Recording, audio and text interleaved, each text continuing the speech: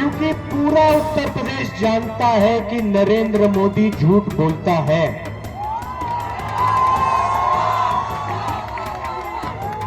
5 साल से प्रदेश में भाजपा की सरकार है। यूपी के रण में आखिरकार कांग्रेस नेता राहुल गांधी कांग्रेस की ओर से स्टार प्रचारक की भूमिका में आ ही गए।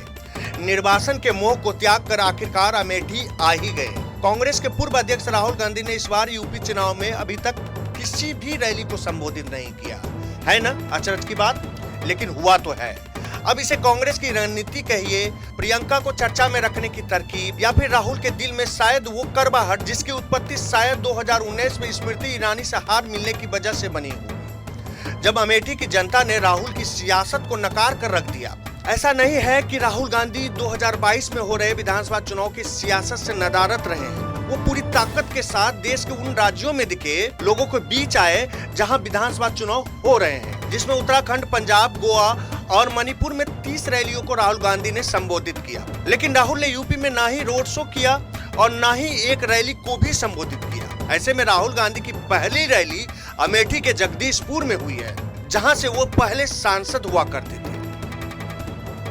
2019 का चुनाव हारने के बाद राहुल गांधी का यह दूसरा अमेठी दौरा है। इससे पहले वो 2.5 साल के बाद दिसंबर 2021 में जगदीशपुर में ही कांग्रेस की प्रतिज्ञा की रैली में शामिल हुए थे। चलिए, राहुल देर से आए, लेकिन आए तो सही। भले ही आधा चुनाव बीत गया हो, अब राहुल ने एंट्री की है, तो इसकी क्या वजह हो सकती है? वैसे देखा जाए तो कभी गांधी परिवार के गढ़ रहे अमेठी में अब पूरी तरह से बीजेपी का कब्जा है। लोकसभा सीट से लेकर विधानसभा की 5 में से 4 सीटों पर बीजेपी के विधायक हैं। अब अमेठी में अपने खोए हुए सियासी जनाधार को वापस पाने के लिए कांग्रेस बेताब है। ऐसे में कांग्रेस महासचिव प्रियंका गांधी ने अमेठी में कैंप कर सियासी माहौल को बदलने की कवायद की है, तो राहुल गांधी चुनावी प्रचार में उतरे। राहुल प्रियंका एक साथ रैली कर कांग्रेस उम्मीदवारों के लिए उम्मीदों का दिया जलाने का प्रयास कर रहे हैं, लेकिन राहुल के सामने फिर से बीजेपी सांसद स्मृति ईरानी है, वो जमी हुई है। तो राहुल हारी हुई बाजी से मिले दाग मिटाने के लिए, बाजीगर कहलाने के लिए अमेठी आए हैं। चलिए, राहुल और स्मृति किनकी बातों में कितना दम है, वो इन दोनों के बयानों को सुनकर तय कीजिए। उस समय कहते थे किसानों की आमदनी दुगनी कर दूंगा, हो गई?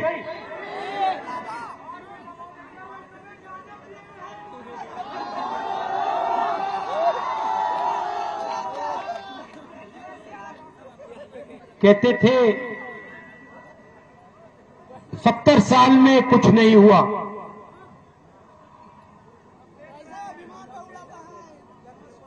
सवाल यह है, 70 साल में किसके लिए कुछ नहीं हुआ और किसके लिए हुआ?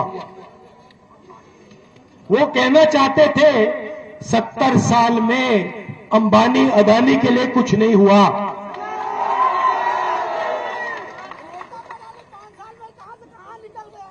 बीएचएल किसने बनाया? एचएल, फुर्सतगंज एयरपोर्ट, ये जो नेशनल हाईवेज यहां बिछाई गई, ये किसने किया? अब मेरा सवाल यह है कि इस चुनाव में नरेंद्र मोदी जी भाषण कर रहे हैं, कितनी मीटिंग की होंगी?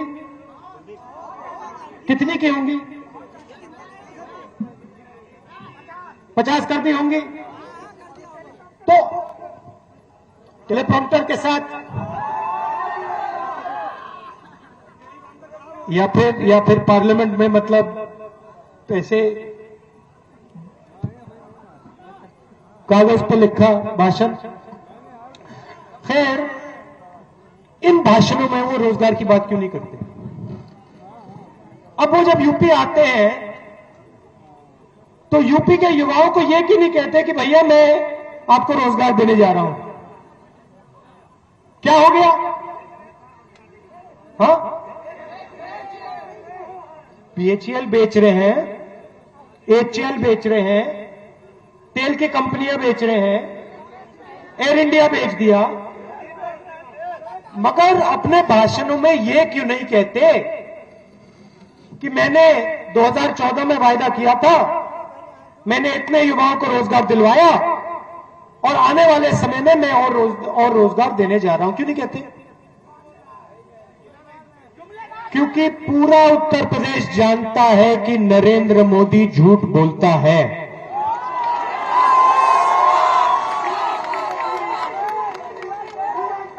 पूरा उत्तर प्रदेश जानता है कि हिंदुस्तान का प्रधानमंत्री आकर वोट लेने के लिए कुछ भी बोल जाएगा।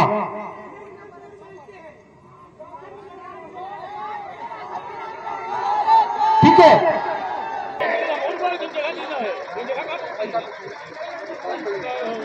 देश भर में प्रचार करती हूँ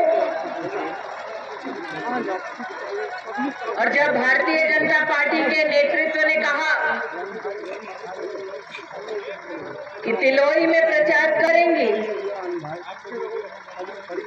तो मैंने अपने संगठन को बड़े अभिमान के साथ कहा कि बेटियां कभी भी अपने घर के सामने हाथ नहीं फैलाती, अधिकार के साथ अपने परिवार के सामने खड़ी होती है। आज यहाँ पर तिलोई विधानसभा के सभी प्रमुख उपस्थित हैं और आज एक बहन के नाते, आपकी दीदी के नाते आपसे पूछने आई हूँ, तिलोई का स्वभाव नहीं कि वो अपनी जबान से मुकर जाए। 7 साल से सतत सेवा करती आ रही हूँ बहन के नाते। 5 साल से प्रदेश में भाजपा की सरकार है। आज तक कभी भी मंच पर जब खड़ी हुई तो मंकेश्वर जी को कभी नहीं कहा कि संग खड़े रहिए। कहा क्या? देखा किसी ने? नहीं बोला। पहली बार इनसे कहा है कि राजा साहब आप साथ में खड़े रहे, क्योंकि इन 5 सालों में तिलोई के लिए एक सड़क बनवाने के लिए जब मंच पर राजा मंकेश्वर सिंह खड़े होते थे, तब मैं डंके की चोट पर कहती थी कि जनता का काम मैं करवा के दूंगी, और मैंने काम करवा के दिया। दिया कि नहीं दिया? बोलो। 5 साल में राजा मंकेश्वर सिंह ने कहा कि मुझे 30 साल पुराना वादा है कि मुझे मेडिकल कॉलेज बनवाना है। मैं दिल्ली से लेकर लखनऊ तक संघर्ष कर मेडिकल कॉलेज तिलोई लेकर आई। लाई कि नहीं लाई?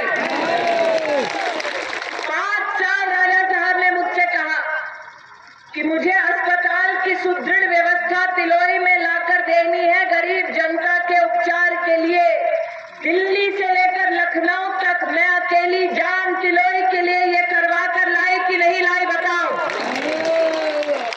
5 साल तक राजा साहब ने कहा कि 30 साल से तिलोई की जनता को हम कह रहे हैं कि बस अड्डा बनाएंगे बनाएंगे बनाएंगे।